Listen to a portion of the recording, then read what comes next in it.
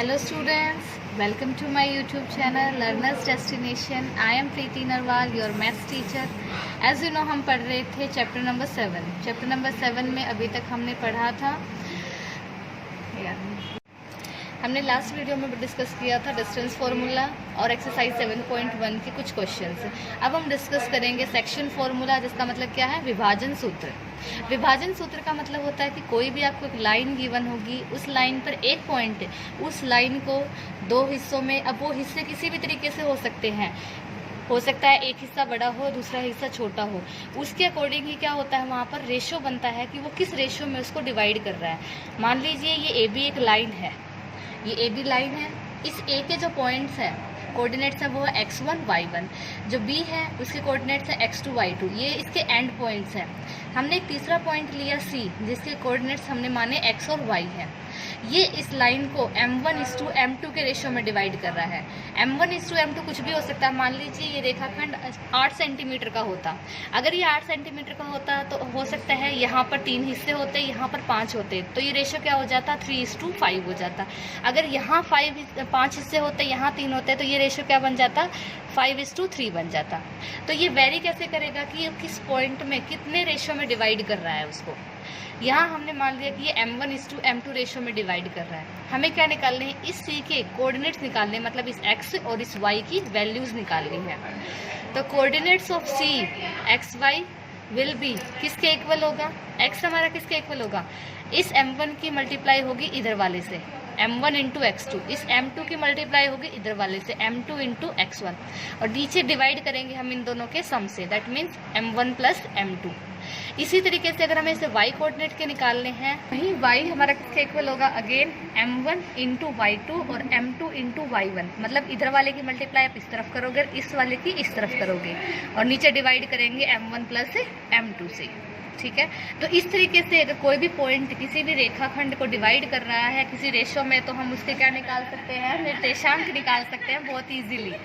ठीक है, तो इस x के होंगे हमारे m1 × x2 + m2 × x1 upon m1 + m2। Similarly y के हो जाएंगे m1 × y2 + m2 × y1 upon m1 + m2। तो इस तरीके से हम क्या निकाल सकते हैं, C के कोऑर्डिनेट्स निकाल सकते हैं। अभी इसी में हम कुछ स्पेशल केसेस भी पढ़ते हैं। पहला स्पेशल केस हमारा क्या है, इफ रेशियो इज k:1, कि अगर m1 m2 की जगह रेशियो k:1 हो जाए हमारा, मतलब m1 की जगह हमारा k हो जाए और m2 की जगह रेशियो में क्या आ जाए, 1 आ जाए, तो हम कैसे लिखेंगे। सिमिलर यहाँ जो वैल्यूज हैं, m1 की जगह k रख देंगे और m2 की जगह क्या रख देंगे, 1, तो ये किस में कन्वर्ट हो जाएगा, x will be equals to now k × x2 + x1 upon k + 1। Similarly y किसके इक्वल हो जाएगा, k × y2 + y1 upon m1 + m2 की जगह क्या हो जाएगा, k + 1 हो जाएगा। ये केस हम कब डिस्कस करते हैं, जब हमारा रेशियो कुछ इस तरीके से हो। ये था first special case.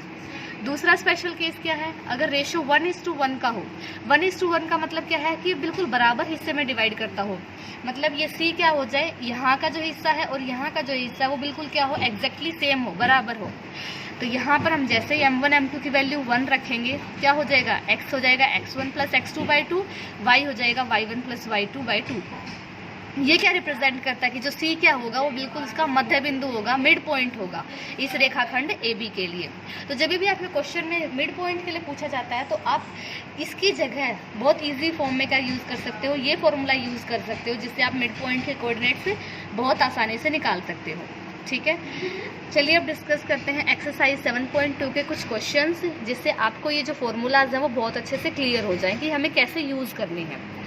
First question हम बात करें तो क्या है, find the coordinates of the point which divides the join of -1, 7 and 4 - 3 in the ratio 2:3। हमें उस पॉइंट की कोऑर्डिनेट्स मतलब निर्देशांक निकालने हैं जो इन दोनों पॉइंट्स को ज्वाइन करने वाली रेखाखंड को क्या करे, इस रेशियो में 2:3 के अनुपात में क्या करें, इसको डिवाइड करें। तो हमने इस पहले वाले पॉइंट को मान लिया A, दूसरे वाले पॉइंट को मान लिया हमने B। A के कोऑर्डिनेट्स हो जाएंगे -1 और 7, B के हो जाएंगे 4 - 3। हमने उस पॉइंट को जिसके हमें कोऑर्डिनेट्स निकालने हैं, उसके कोऑर्डिनेट्स हमने मान लिए x और y, और उस पॉइंट को मान लिया हमने क्या, P। तो हमें इस P के लिए इन कोऑर्डिनेट्स को निकालना है। रेशियो किस में डिवाइड कर रहे थे, 2:3। इसका मतलब यहाँ पर 2 हिस्से होंगे और यहाँ पर कितना होगा, 3 होगा। तो x की वैल्यू हम निकालने के लिए क्या यूज़ करेंगे, सेक्शन फॉर्मूला जो हमने अभी ऊपर पढ़ा था। क्या हो जाएगा m1 x2, मतलब यहाँ की मल्टीप्लाई इस तरफ और यहाँ की मल्टीप्लाई इस तरफ, तो m1 x2 दैट मीन्स 2 × 4, तो x के लिए क्या हो जाएगा 2 × 4 प्लस 3 × -1, और नीचे हम डिवाइड करेंगे इन दोनों के सम से, दैट मीन्स 2 + 3। सॉल्व किया तो 5/5 वैल्यू क्या आ गई 1, इसका मतलब इस x का वैल्यू आ गई 1। सेम हम किस लिए सॉल्व करेंगे y के लिए, तो y के लिए फिर से 2 × -3 प्लस 3 × 7 अपॉन इनका सम 2 + 3, ये क्या हो जाएगा -6 प्लस 21/5, 15/5, इसका मतलब आंसर क्या आ गया हमारा 3। तो x की वैल्यू आई 1 और y की वैल्यू आई 3, इसका मतलब इस p के कोऑर्डिनेट्स क्या निकल गए 1 और 3। तो इस तरीके से हम किसी भी रेखाखंड के लिए जो भी पॉइंट हमें निकालना हो बहुत इजीली हम सेक्शन फॉर्मूला का यूज़ करके क्या निकाल सकते हैं, उसके कोऑर्डिनेट्स निकाल सकते हैं। ये था क्वेश्चन नंबर 1। चलिए अब डिस्कस करते हैं क्वेश्चन नंबर 2। क्वेश्चन नंबर 2 की स्टेटमेंट हमारी क्या है, find the coordinates of the points of trisection of the line segment joining the points 4 - 1 and -2 -3। हमें कोऑर्डिनेट्स निकालने हैं उन पॉइंट्स के, यहाँ पर ध्यान दीजिए पॉइंट्स गिवन है ना कि पॉइंट, तो इसका मतलब यहाँ एक सिंगल पॉइंट की बात नहीं हो रही, एक से ज़्यादा पॉइंट्स के कोऑर्डिनेट हमें निकालने हैं। कौन से ट्राइसेक्शन, ट्राइसेक्शन का मतलब होता है कि 3 बराबर हिस्सों में बांटना ऑफ द लाइन सेगमेंट, कौन से लाइन सेगमेंट को, जो इन दोनों को ज्वाइन करने पर हमें मिलेगा, उसको 3 बराबर हिस्सों में जो इन पॉइंट्स ने हमें बांटा है उन पॉइंट्स के हमें क्या निकालने होंगे, कोऑर्डिनेट्स निकालने होंगे। ओके, ये थी क्वेश्चन की स्टेटमेंट। चलिए अब पढ़ते हैं इसके सॉल्यूशन के बारे में। तो मान लीजिए ये हमने वो रेखाखंड मान लिया a और b, a के कोऑर्डिनेट्स हैं 4 - 1, b के हैं -2 -3। ये वो दो पॉइंट्स हैं जो इस लाइन को 3 बराबर हिस्सों में बांट रहे हैं, एक हिस्सा ये हो गया, एक ये हो गया और एक ये हो गया। ठीक है, पहले हमने पॉइंट C मान लिया, उसके कोऑर्डिनेट्स माने x1 y1, D के कोऑर्डिनेट्स माने हमने x2 y2, ये B के कोऑर्डिनेट्स हैं। अब ये जो पॉइंट्स हैं अगर ये बराबर हिस्सों में आ रहे हैं तो इसका मतलब AC = CD = BD, ये हमने लिख लिया यहाँ पर। ठीक है, अब अगर पॉइंट C की हम बात करें तो पॉइंट C के लिए यहाँ पर कितने हिस्से होंगे, एक, क्योंकि 3 हिस्से टोटल थे, तो 1 2 और 3।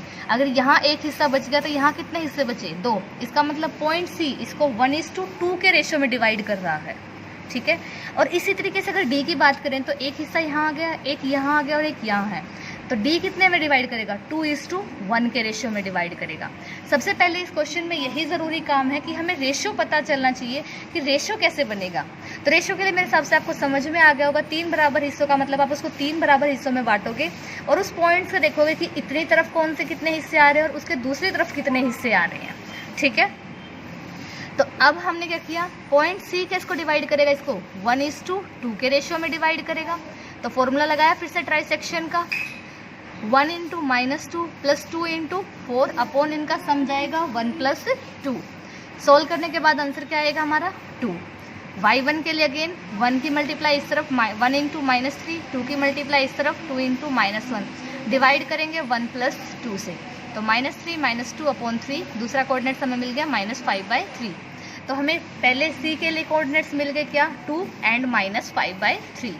सिमिलरली मैंने अभी बताया था कि D कितने रेशियो में डिवाइड कर रहा है, इसको 2:1 के रेशियो में डिवाइड कर रहा है।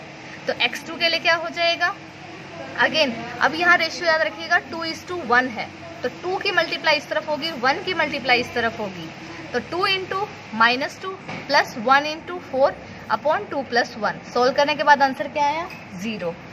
सिमिलरली y2 हम निकालेंगे तो 2 × -3 प्लस 1 × -1 अपॉन 2 + 1। सोल्व करने के बाद आंसर इज -7/3। तो D के कोऑर्डिनेट्स क्या हो गए 0 एंड -7/3। तो हमें C के भी कोऑर्डिनेट्स मिल गए, हमें D के भी कोऑर्डिनेट्स मिल गए। ये हमें कब यूज़ करना है, जब हमें बोला जाए कि जो पॉइंट है वो उसको 3 बराबर हिस्सों में बांट रहे हैं। तो सबसे पहला काम हमारा होगा रेशियो निकालने का कि रेशियो क्या बनेगा, क्योंकि जैसे ही आप रेशियो निकाल लेते हो उसके बाद तो सिंपली आपको अपना सेक्शन फॉर्मूला यूज़ करना है और कोऑर्डिनेट्स निकालने हैं। इसी तरीके से आपको और इससे भी ज़्यादा पार्ट्स में बोल सकता है कि हो सकता है बोल दिया जाए कि 4 बराबर भागों में विभाजित करता है, तो आपको ये देखना होगा कि आप पॉइंट कहाँ पर लगा रहे हो और उसके दोनों तरफ हिस्से कितने बन रहे हैं। तो इस तरीके से आपको ये क्वेश्चन सॉल्व करने हैं। तो यहाँ तक अच्छे से पढ़िएगा, अगर कोई डाउट रह जाए तो कमेंट में बताइएगा। वीडियो अच्छी लगे तो वीडियो को लाइक कीजिए, चैनल पर नए हैं तो चैनल को सब्सक्राइब कीजिए। Thank you so much students.